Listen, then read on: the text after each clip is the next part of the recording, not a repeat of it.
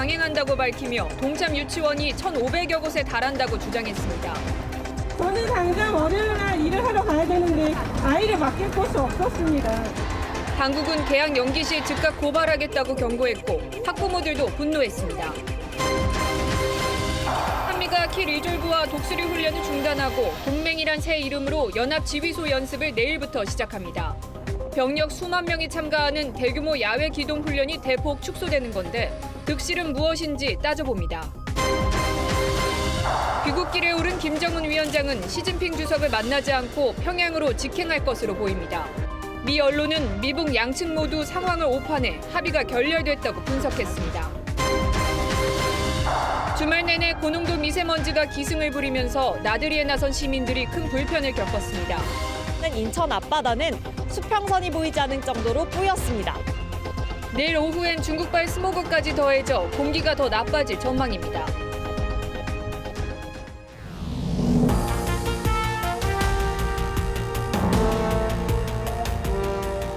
시청자 여러분 안녕하십니까? 일요일 뉴스7 시작합니다.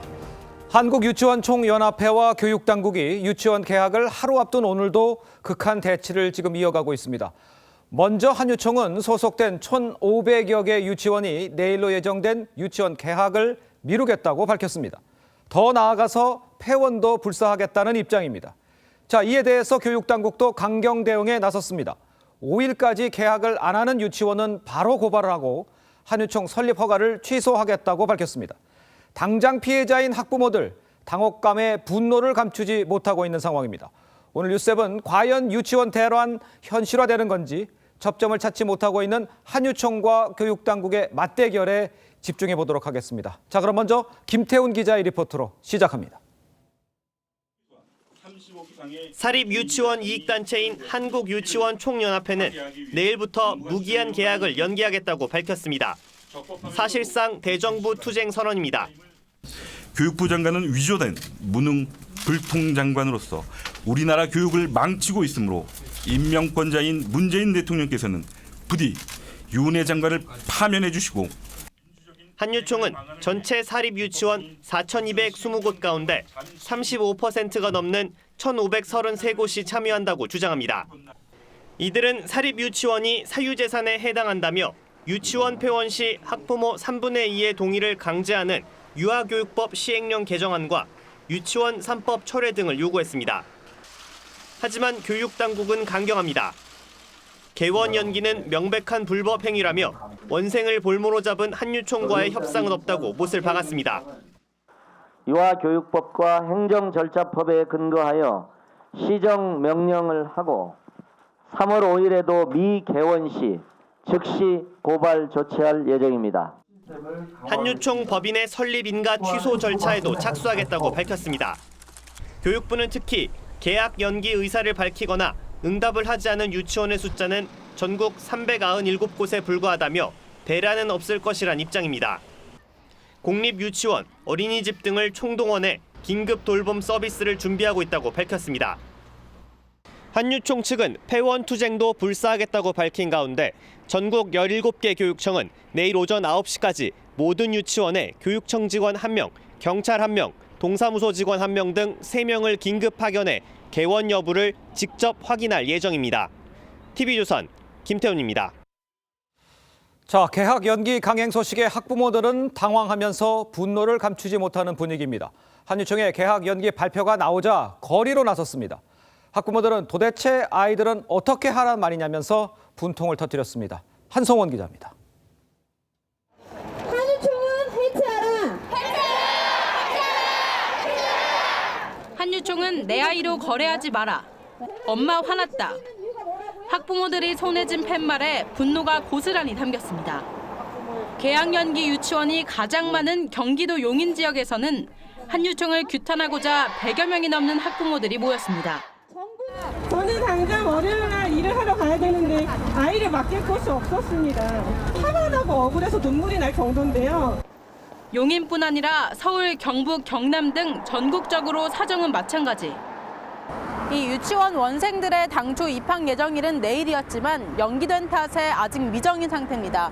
이렇게 서울에서 개학이 연기된 곳만 25곳이 넘습니다. 청와대 청원 게시판과 각종 맘카페 등 SNS에서도 분통을 터뜨리는 학부모들의 글들이 이어지고 있습니다.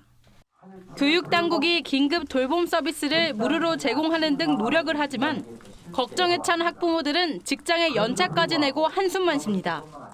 낯선 사람들, 낯선 환경이 있는 곳에다가 저희 아이를 맡기는 게 좀 불안해가지고요. 아직까지는 저나 저희 남편이 휴가로서 아니면 전국 유치원 학부모 비상대책위원회는 개학 연기가 일주일 이상 이어질 경우 한유청을 상대로 민형사상 법적 책임을 물을 것이라고 밝혔습니다. TV조선 한송원입니다. 자, 한유청과 교육당국의 대립이 지금 격화가 되면서 학부모들만 지금 속이 타는 상황이 됐습니다. 자, 이번 유치원 사태 사회부 이유진 기자와 조금만 더 이야기를 나눠보도록 하겠습니다. 자, 이 기자 먼저 확인할 게 정부가 예측한 그 개원을 연기하려는 유치원 수와 한유청이 얘기한 수, 이게 엄청난 차이가 나요. 어떻게 왜 이렇게 차이가 나는 겁니까, 먼저? 네, 먼저 교육부와 17개 시도교육청은 일일이 전화를 돌리는 방식으로 확인을 하고 있다라고 밝혔습니다. 예. 그 결과 무응답을 포함해서 397곳이 개원을 연기한 유치원이라고 했습니다. 예. 반면에 한유청은 교육청의 감시 기관이다 보니까 원장들이 솔직하게 답변을 못하고 있다고 주장을 합니다. 아하. 한유청의 한 관계자는 브리핑 이후 질의응답에서 자신이 운영하는 유치원도 개원을 연기를 했는데 교육청이 발표한 숫자에는 포함되지 않았다고 했습니다. 예. 또 학부모들이 보낸 문자를 원장들이 인증을 하는 방식으로 취합을 해보니까 1,533개라고 했습니다. 하지만 한유청은 이렇게 확인된 유치원의 명단 공개는 거부한 상태입니다. 자, 그런데 이제 유치원 이렇게 연기하는 유치원 숫자가 늘어나면 이제 피해는 이제 학부모와 아이들이 보게 될 텐데 지금 이 상황에서 학부모들한테 사과를 하면서까지도 이렇게 연기를 강행하려는 한유청의 입장, 무엇 때문에 이러는 겁니까? 한유청은 사실 지난 2016년 또 17년에도 개원을 이제 집단 휴원을 예고를 했다가 철회를 한 적이 있습니다. 예. 첫 번째 휴원 예고 때는 정부는 사립 유치원 예산을 확보해 주기로 했었고요. 두 번째는 정부가 유아 학비 지원금 인상을 위해서 노력을 하겠다 이렇게 합의를 했습니다. 예. 한유청의 실력 행사 때마다 정부가 당근을 이렇게 제시를 하다 보니까 이번 같은 사태를 불러일으켰다는 지적도 나오고 있습니다. 아하. 물론 이번 사태는 그 당시와는 상황이 조금 다르다고 할 수 있는데요. 다르겠죠. 지난해에는 사실 이른바 비리 유치원 명단이 공개됐잖아요. 그렇죠. 그렇다 보니까는 사립 유치원이 투명하게 운영이 돼야 한다는 목소리가 매우 높은 상황입니다. 예. 교육부가 오늘 발표한 성인 남녀를 대상으로 한 설문조사 결과가 있는데요. 약 80% 정도가 에듀파인과 유치원 3법을 도입해야 한다고 집계했습니다. 정부도 이번에는 협상은 없다면서 한유총 설립 취소까지 진행하겠다는 초강경 입장입니다. 일각에서는 한유총이 아이들을 볼모로 정부와 흥정을 벌이는 것 아니냐 이런 비판도 적지 않게 나오고 있습니다. 자, 이런 뭐 한유총과 정부 당국의 격한 대립, 결론적으로는 이 아이들, 특히 맞벌이 부부들 가장 걱정하고 피해가 클 것 같아요. 네, 사실 이번 사태 가장 당혹스러운 건 아이들과 또 부모들일 텐데요. 맞습니다. 청원 사이트와 맘카페 등은 사실 많은 글들이 올라오고 있습니다. 예. 한유총의 행동을 규탄하는 글들이 많이 올라오고 있고요. 또 학부모 단체들도 일제히 아이들을 인질로 삼지 말아달라, 한유총과 교육부의 혼란을 조속히 수습해달라라는 성명을 발표를 했습니다. 예. 정부는 오늘 저녁까지 긴급 돌봄의 접수를 받고 내일 아침 아이들을 주변 단설 유치원 또 병설 유치원 혹은 초등학교 돌봄 학급으로 배정을 한다는 계획을 가지고 있습니다. 예. 이마저도 만약 안 될 경우에는 국공립 어린이집 등에서 돌봄 서비스를 제공할 계획인데요. 예. 일단 교육청 발표로는 경기도가 숫자가 가장 많습니다. 돌봄 서비스가 필요한 아이들 숫자가 약 2만 5천 명 정도로 집계가 많네요. 됐고요. 예. 서울은 3,177명 정도로 파악이 되고 있습니다. 예. 하지만 차량 운행이나 정상적인 프로그램 운영 자체가 어려운 상황입니다. 그렇다 보니까 학기 초에는 이제 아이들은 낯선 시설에 가야 하고 이를 맡겨야 하는 부모들의 마음도 상당히 답답할 수밖에 없습니다. 예. 특히 유치원이 언제까지 개학을 연기할지도 불투명한 상황이어서요. 유치원 대란은 한동안 계속될 것으로 보입니다. 그래요. 시간은 없고 좀 접점을 좀 찾기를 좀 바랍니다. 네. 이유진 기자 잘 들었습니다.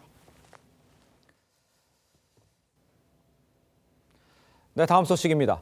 한미 국방장관은 어제 북한의 완전한 비핵화를 이끌어내는 차원에서 한미 연합훈련인 키 리졸브와 독수리 훈련을 종료하기로 결정을 했습니다.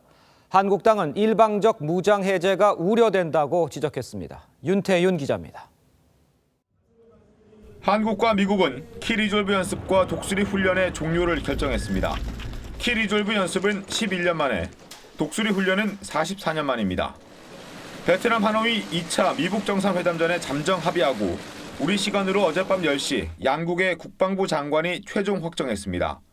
한미 국방장관은 한반도의 완전한 비핵화를 달성하고자 하는 외교적 노력을 뒷받침하기 위한 조치라고 했습니다. 북한은 그동안 한미연합훈련의 불편한 심기를 드러냈습니다.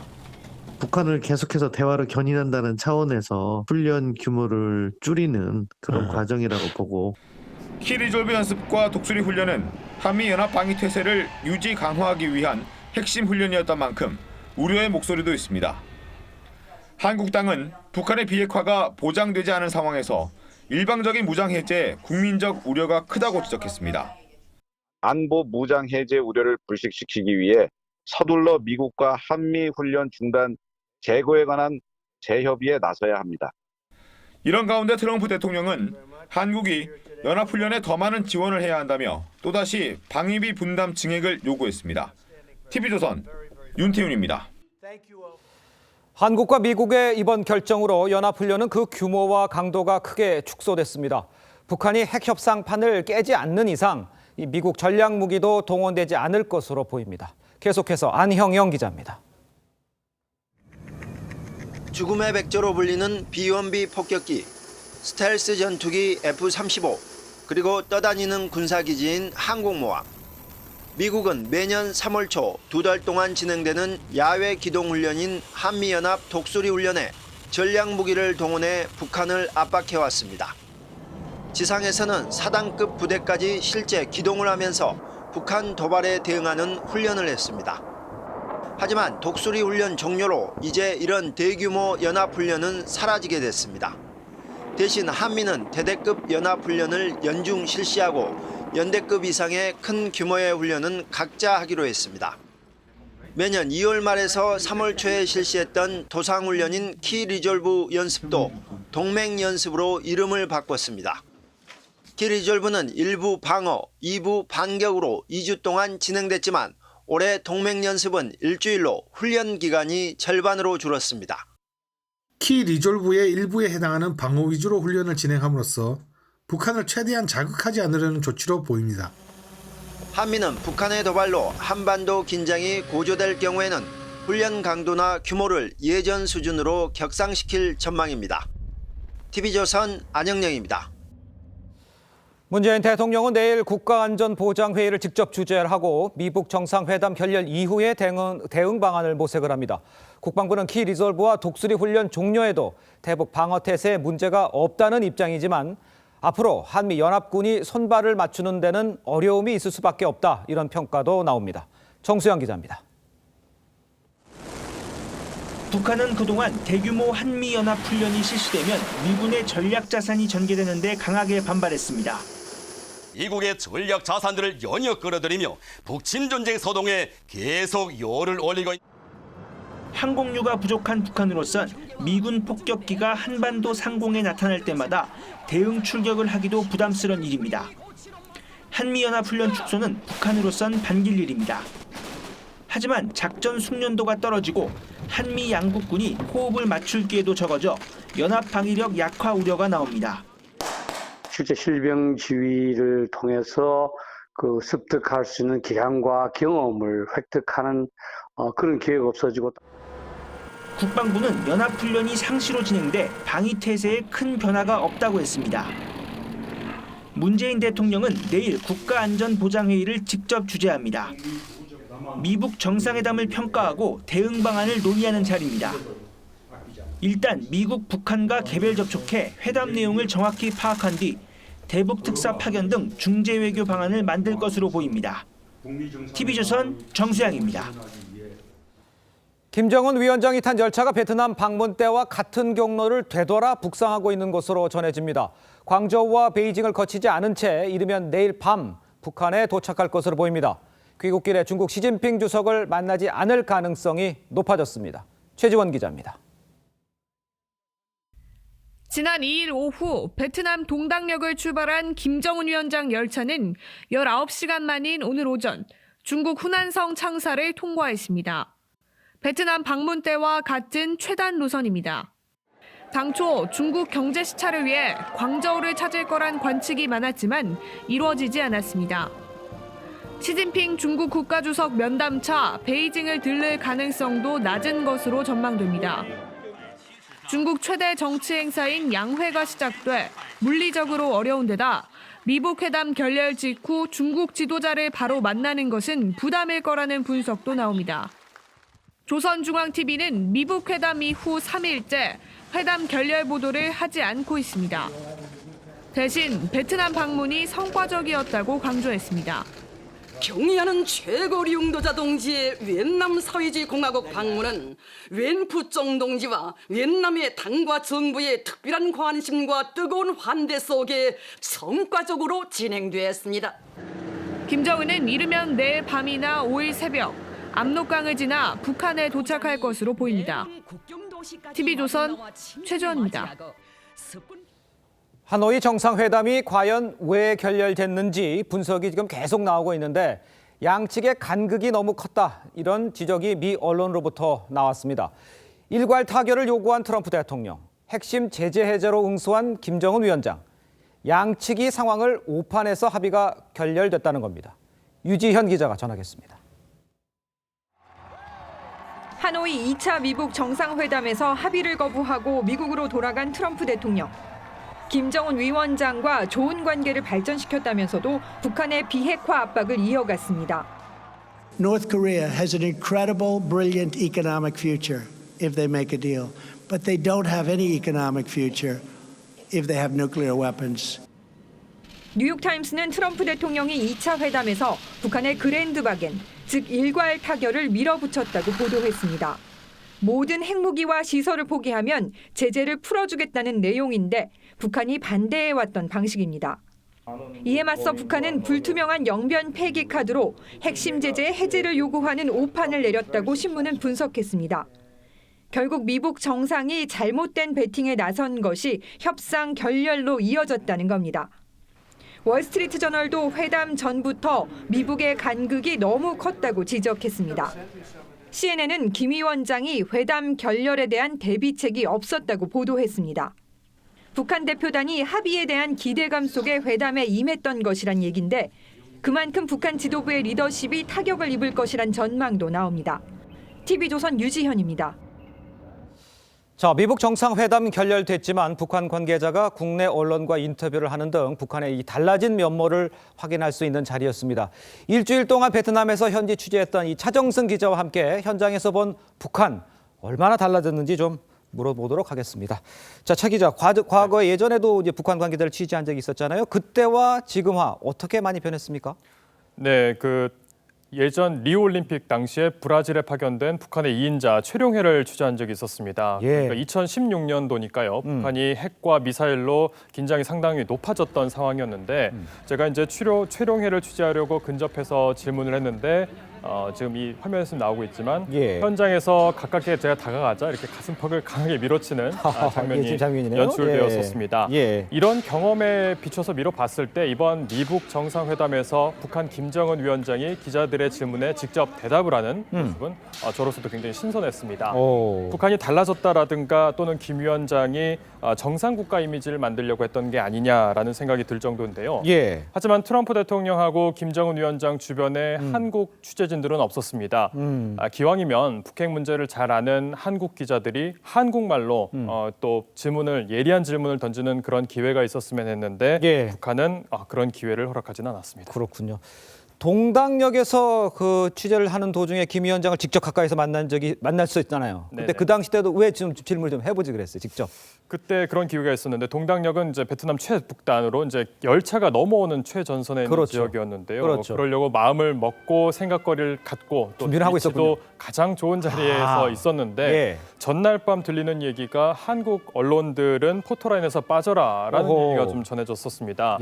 물론 취재진들은 강하게 이제 반발을 했고요. 결국 모든 취재진들의 포토라인을 5m 정도 뒤로 미루는 걸로 좀 일단락이 됐었습니다. 예. 당시 동당역 주변에는 취재진하고 구경 나온 사람들, 또 환영 인사, 또 예. 경호팀들이 뒤엉켜서 복잡한 상황이었는데 포토라인을 5m 정도 뒤로 물리면 설령 김 위원장이 대답을 할 마음이 있었더라도 질문이 들리지 않는 상황이 연출됐었을 것 같습니다. 그렇군요. 자, 회담이 결렬된 후에 이용호 외무상과 최선희 부상하고 같이 또 기자회견을 갑자기 했잖아요. 여기도 뒷이야기가 많을 건데 네. 당초에는 한국 기자를 또 배제했다면서요? 네, 그렇습니다. 북한은 당초 베트남 언론만 부르려고 했던 것으로 알려졌습니다. 그 이후에 이제 외신을 초청을 했는데 예. 기자회견의 효과를 좀 극대화하려던 모습으로 보이고요. 나중에는 국내 언론도 초청을 했었는데 5개 정도만 불렀던 것으로 전해졌습니다. 예. 기자회견장에 입장할 때도 기자들의 신원 하나하나를 다 확인하는 모습을 보였는데요. 예. 솔직히 저희 TV조선 취재진들은 북한의 그런 초청의 대상은 아니었습니다. 그런데 저희 북한 대표팀 취재를 밀착하기 위해서 김정은 위원장의 숙소인 멜리아 호텔에 묵고 있던 우리 서주민 기자가 취재진이 몰리는 북새통의 기자회견장에 참석할 수 있었습니다. 예. 덕분에 이제 회견장 안에서 기자 현장을 보여주는 기자 스탠딩을 했던 유일한 국내 방송 기자가 될 수 있었고요. 예. 어쨌든 우리 또 한번 한국 언론의 유독 입이 무거운 북한 당국의 태도를 확인할 수 있었다, 이런 자리였습니다. 북한 대표단이 경제 시찰할 때 그때도 좀 비슷한 장면이 연출이 됐다고 들었는데 그에 대한 걸 좀 전해주시죠. 네, 리수용하고 오수용 또 현송월이 북한 대표단으로서 할롱베이, 세계적인 관광지죠. 할롱베이하고 산업단지 하이퐁을 방문했었는데요. 예. 당시 김정은 위원장은 가지 않았기 때문에 외신들의 관심은 크지 않았었습니다. 그래서 예. 현장 취재 인력들은 국내 방송, 국내 언론이 좀 대부분이었는데요. 예. 그런데 막상 그 북한 대표단이 나타날 시간이 되자 공안들이 취재진을 굉장히 강하게 막아섰습니다. 필거를 요구하면서 포토라인을 물려라, 이런 얘기를 했었는데요. 예. 취재진이 이제 물러서지 않으면서 북한 대표단의 모습을 화면에 담을 수는 있었지만 이 과정에서 큰 혼란도 빚어지고 또 다쳤다는 얘기도 들렸습니다. 그렇군요. 우리가 이제 북한 대표단을 좀 편하게 취재할 수 있는 날 곧 오겠죠. 한번 기대를 좀 해보죠. 그런 날이 오기를 좀 기대해 보겠습니다. 알겠습니다. 잘 듣고 고생 많이 했습니다. 네. 감사합니다.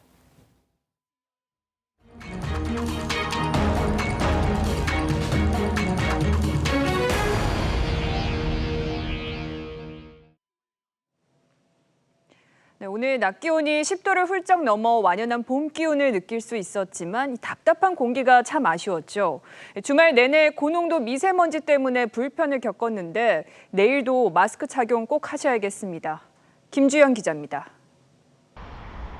서울 여의도 빌딩 숲에 희뿌연 미세먼지띠가 선명합니다. 남산 서울타워는 형체가 희미합니다. 인천 소래포구에서는 바로 맞은편의 아파트 단지들도 잘 보이지 않습니다.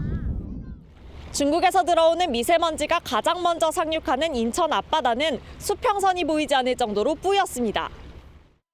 날씨가 너무 뿌여가지고요. 먼지 때문에 그게 아주 불편합니다. 오늘 전국 대부분 지역의 하루 평균 미세먼지 농도는 나쁨이나 매우 나쁨 수준이었습니다. 서울과 인천 등에는 나흘째 초미세먼지 주의보가 내려졌고 충북과 전북에는 오늘 초미세먼지 경보가 발령됐습니다. 수도권과 충청 지역에는 사흘 연속 미세먼지 비상저감 조치가 시행됐습니다. 서울 낮 기온이 15도, 대구 16도 등 포근했지만 야외로 나온 시민들은 적었습니다. 되도록이면 미세먼지 없을 때 나오고 싶은데 또 그럴 수도 없어가지고요. 날씨 좋으면 이제 마스크 쓰고 나오고. 꽃구경을 나온 시민들도 마스크를 썼습니다. 꽃은 너무 아름답고 이쁜데 미세먼지가 이러니까 할 수 없이 또 이렇게 마스크를 썼잖아요. 기상청은 대기가 정체된 채로 중국발 스모그까지 유입되며 내일도 전국적으로 미세먼지 농도가 높을 것으로 내다봤습니다. TV조선 김주영입니다. 서울 시내 자전거 도로가 크게 늘었죠. 그런데 이 자전거 도로가 자동차들의 단골 주차장으로 이용되고 있습니다. 서울시가 불법 주전차 단속에 손을 놓고 있는 사이에 시민들은 사고 위험에 내몰리고 있습니다. 신중명 기자가 현장 취재했습니다. 트럭이 길 한쪽에 늘어서 있습니다. 도로에는 자전거 전용 도로 표시가 선명합니다. 불법 주정차입니다. 자전거 탄 시민은 트럭을 피해 인도로 지나갑니다. 여기까지 그냥 오거든요. 제가 횡단보도까지 여기까지 건너는데 오늘은 어쩔 수 없잖아. 승용차와 오토바이도 자전거 도로를 차지했습니다. 자전거는 차 사이를 아슬아슬하게 피해가야 합니다. 여기다가 왜 주차하는지 모르겠네요. 되게 불편해요. 막 이게 차가 큰 차 오잖아요. 내가 옆으로 어쨌든 그 옆으로 지나가야 되잖아. 자전거 전용 도로를 직접 달려보겠습니다. 불법 주정차 차량들이 자전거 전용 도로를 이렇게 가로막고 있습니다. 택시 기사들은 손님이 많은 곳이라 어쩔 수 없다고만 합니다. 쪽에서 또 많이 나오고. 어쩔 수 없이 서 있는 거예요. 지난해 자전거 도로 단속 건수는 26건뿐입니다. 2017년 2,200여 건의 100분의 1 수준입니다. 서울시는 신설 자전거 도로를 홍보하다 단속을 못했다고 설명합니다. 종로 BRT가 새로 생기면서 단속보다는 이제 그 전체 인원이 막 투입돼서 홍보하고 그래서 아마 조금 실적이. 서울시는 자전거 도로 불법 주정차를 단속할 전담팀을 운영하겠다고 밝혔습니다. TV조선 신준명입니다. 마약 양성 반응이 나온 버닝썬 공동대표가 다시 경찰에 소환됩니다. 마약 혐의로 구속된 버닝썬 직원 조모 씨는 성형외과 브로커 의혹이 새롭게 불거졌습니다. 구민성 기자가 현재까지 수사 상황을 정리했습니다. 마약 투약과 유통 의혹을 받고 있는 클럽 버닝썬의 이문호 공동대표가 내일 경찰에 또 출석합니다. 버닝썬과 경찰의 유착 의혹, 그리고 마약류 모발 검사 결과 양성 반응 등에 대한 후속 수사를 받기 위해서입니다. 화요 수사대. 예. 그 화요일은 마수대. 경찰은 지난 26일 마약류 관리법 위반 혐의로 이 대표 자택을 압수수색하기도 했습니다. 이런 가운데 마약류 관리법 위반 혐의로 구속된 버닝썬 직원 조모 씨는 성형외과 브로커 역할을 한 의혹도 받고 있습니다. 조 씨의 SNS 프로필에는 조 씨가 W 에이전시와 P 엔터테인먼트의 대표라고 적혀 있습니다. P 에이전시는 클럽 파티와 공연을 연출하는 곳이지만 W 에이전시는 성형외과의 환자를 알선하는 업체입니다. 영리를 목적으로 성형외과 홍보나 알선을 했다면 명백한 의료법 위반입니다. 경찰은 조 씨의 성형외과 알선 행위에 대해선 조사 여부를 검토하고 있다고 밝혔습니다. TV조선 구민성입니다. 화물선을 몰고 부산 광안대교를 충돌한 러시아인 선장이 오늘 구속됐습니다. 이 선장은 사고가 난 뒤에 술을 마셨다고 주장하고 있습니다. 전북 부안의 한 교회 주방에선 가스가 폭발해 2명이 다쳤습니다. 휴일 사건 사고 주원진 기자입니다. 러시아 화물선 선장 43살 A씨가 경찰서를 나섭니다. A씨는 오늘 구속영장 실질심사에서도 음주운항 혐의를 강하게 부인한 것으로 알려졌습니다.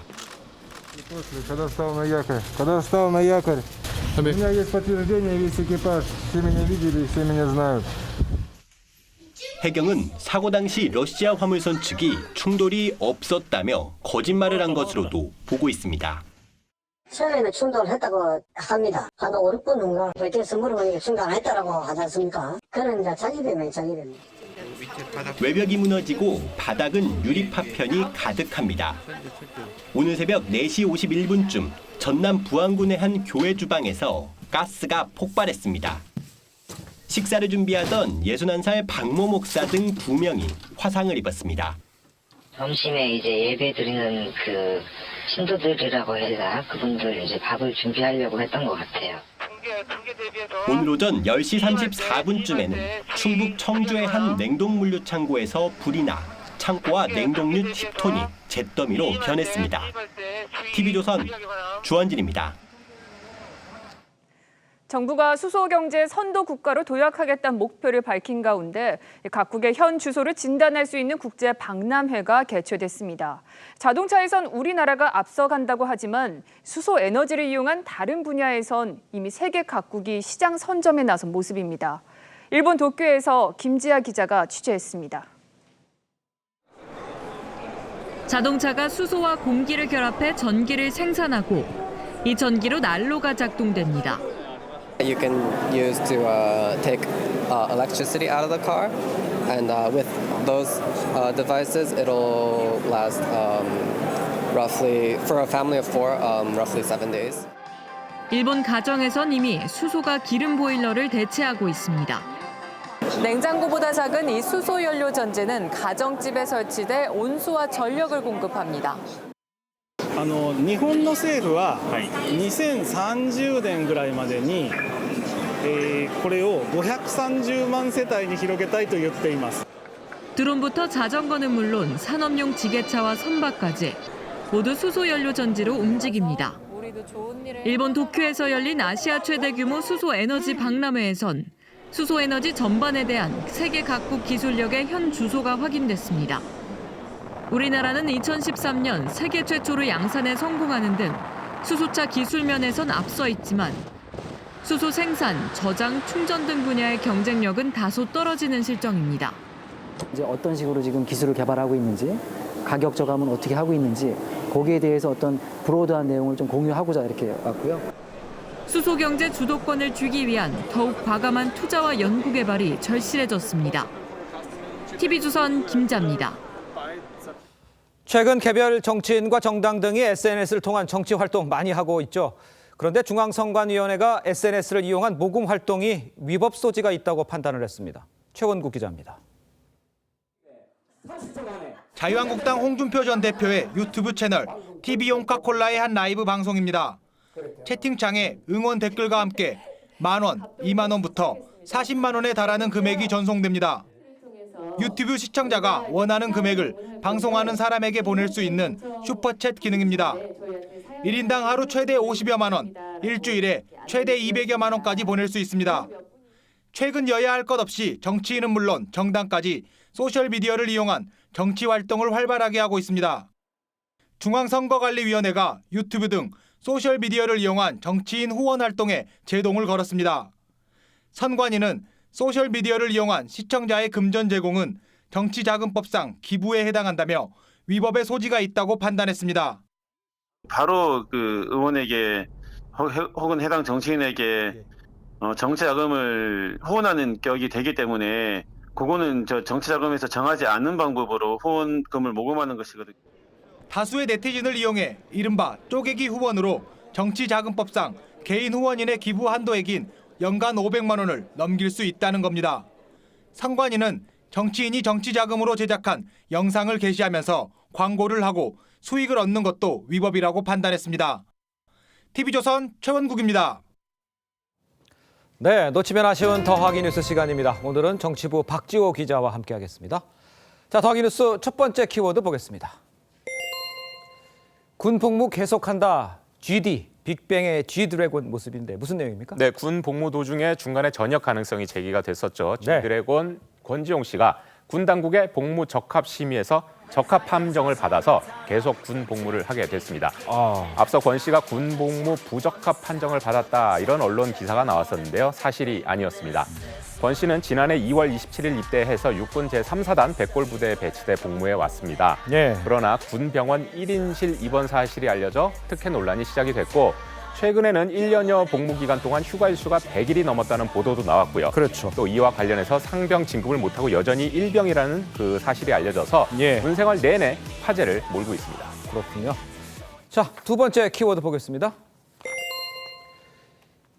김정은 위원장 신변 위협글 이례적 처벌. 중국에서 김 위원장에 대한 신변 위협이 있었던 얘기입니까? 있었단 얘기예요? 네, 그 김정은 위원장이 2차 미북 회담을 위해서 기차를 이용해 베트남을 가면서 중국 땅을 지나갔죠. 그렇죠.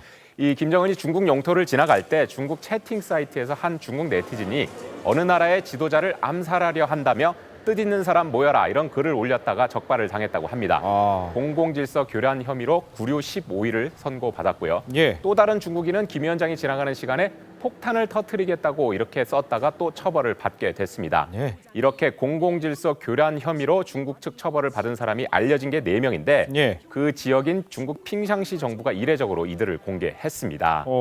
핑샹시는 인터넷에서 루머를 조작하고 유포하거나 선동적인 댓글을 올리는 사람은 엄격히 단속할 것이다.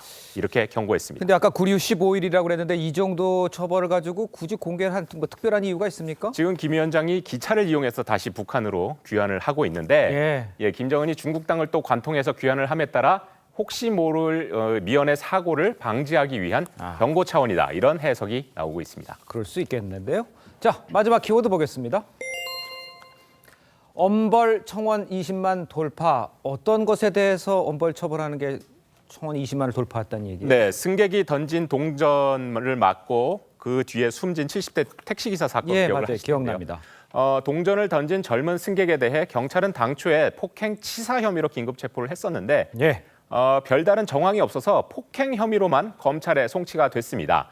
이에 그 피해자의 며느리가 엄벌을 요구하는 청원글을 청와대 홈페이지에 올렸는데 여기에 대한 동의가 20만 건이 넘게 나온 겁니다. 글을 올린 며느리는 피해자가 평소에 운동도 열심히 하고 건강검진 결과도 이상이 없었다면서 언어폭력 또 그에 수반된 거친 행동들 또 이로 인해 연결되는 폭행에 대해 강화된 처벌이 필요하다 이렇게 말을 했습니다. 예. 청원에 대한 동의가 20만 건이 넘었으므로 청와대는 한 달 내에 직접 답변을 해야 합니다. 그렇죠. 지금까지 정치부 박지호 기자였습니다. 잘 들었습니다. 세계 3대 축제로 불리는 브라질 카니발 축제가 본격 개막했습니다. 화려한 퍼레이드를 보기 위해 전 세계에서 1,000만 명이 모이면서 다음 주엔 축제가 절정에 이를 전망입니다. 송지욱 기자입니다. 삼바의 본고장 리우데자네이루 거리를 가득 메운 사람들. 다 같이 노래를 부르면서 신명나게 뛰고 춤을 춥니다. 저마다 형형색색의 화려하고 독특한 코스튬 의상을 입어 흥을 돋웁니다. É a primeira vez e é a primeira vez que venho a bloco, portanto estou cheio de força para ver se me divirto e para ver se vou voltar mais vezes, claro. 이미 2주 전부터 사전 행사가 진행됐지만 본격적인 공식 축제는 현지 시간 5일 새벽에 절정을 이룹니다. 열정적인 삼바 리듬 속에 세태를 풍자하고 강력한 사회 메시지도 전달합니다. 전 세계 주요 인사들의 가면이 선보이기도 하는데 올해는 트럼프 미 대통령, 보우소나루 브라질 대통령 등의 가면이 인기를 끌 것으로 보입니다. 카니발에는 올해 관광객 1,000만 명이 모여 100억 헤알, 약 3조 원 규모의 관광 수입도 올릴 전망입니다. 그러나 예산이 없어 15개 지방도시에서는 아예 축제를 취소하는 일도 벌어졌습니다. TV조선 송지욱입니다. 통기타 1세대죠. 가수 김세환 씨가 데뷔 50주년을 맞아 신곡을 발표했습니다. 이번엔 예상을 깨고 구성진 트로트를 선보였습니다. 이루라 기자가 김세환 씨를 직접 만났습니다. 사랑이 무엇이냐 무엇이 사랑이더냐. 통기타와 청바지로 대표되는 포크송 대신 트롯이 있어요. 변신을 하고 싶었어요. 제가 한창 노래 부를 때 그때 여학생들 팬들도 같이 늙어가는 거잖아요. 그러니까 그분들을 위해서 그분들의 노래를 불러줘야 된다고 생각을 했어요. 19년 만에 새로운 노래로 돌아온 김세환 씨. 세시봉 막내 격인 김 씨는 윤형주, 송창식, 이장희 등과 더불어 7, 80년대 한국 포크 음악을 이끌었습니다. 어느덧 나이 70이 됐습니다. 그래도 아직도 막내 노릇 하신다는 소리. 굳은 건 저 다 시킵니다. 뭐 커피 사와라, 뭐 티켓 예약해라, 뭐 이런. 근데 이제 돌이켜 생각해 보면 사실 그분들 때문에 제가 오늘날에 있는 거고. 아직도 친하게 지낸다는 세시봉 멤버들. 만나시면은 무슨 이야기 하세요? 이제는 뭐 건강 얘기죠. 뭐. 등산부터 스키, 산악 자전거까지 섭렵한 만능 스포츠맨입니다. 글쎄 건강은 건강을 때 지키라 그 말하고 땀은 나를 배신하지 않는다. 그 말이 저는 가슴 깊이 와닿더라고요. 그래서 대학 때부터 외길 가수 인생, 후회는 없습니다. 다시 태어나도 가수입니다. 저희들은 아직까지 여러분들 불러주시는 가수 노래하고 또 이렇게 기회가 되면 신곡도 발표하고. TV조선 이루랍니다.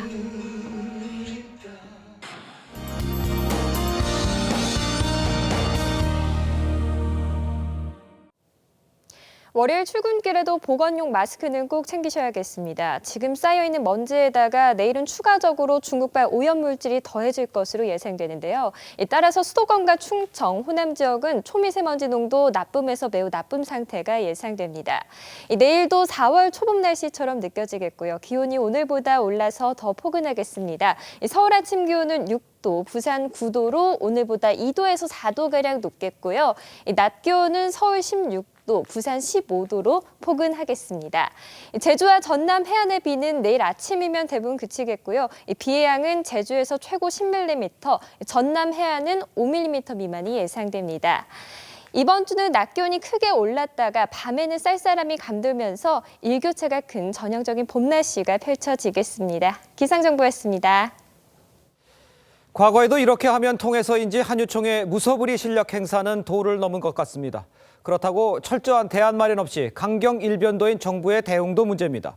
결국 피해는 고스란히 아이들과 학부모의 몫일 텐데 이래저래 아이 키우기 참 힘든 나라란 생각 많이들 할 것 같습니다. 이상으로 뉴스7 마칩니다. 저희는 토요일에 다시 찾아뵙겠습니다. 시청해주신 여러분 고맙습니다.